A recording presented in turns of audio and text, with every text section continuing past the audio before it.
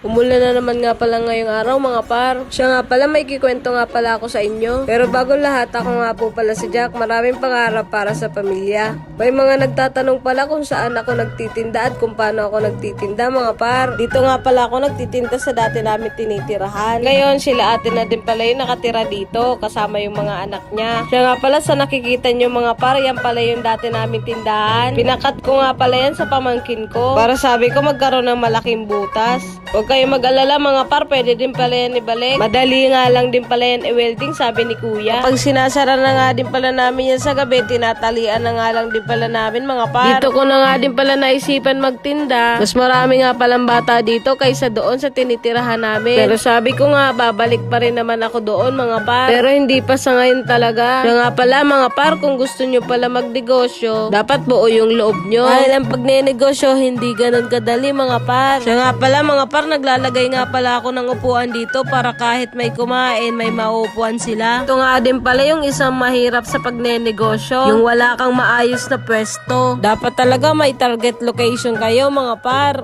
Gustuhin ko man pumesto sa mataong lugar, iniisip ko baka mahirapan din ako, lalo na't mag-isa lang ako. Kaya sabi ko, magtsatsaga nga lang muna ako dito sa bahay lang. Pero kahit gano'n, napapaikot ko din naman yung pera na ginamit ko dito mga par. Kaya sa ngayon, wala pa rin talaga akong naiipon. Oh, alam nyo na ha. Basta alam ko, balang araw magkakaroon din ako ng sariling pwesto mga par. Yun lang, salamat sa pagkikinig.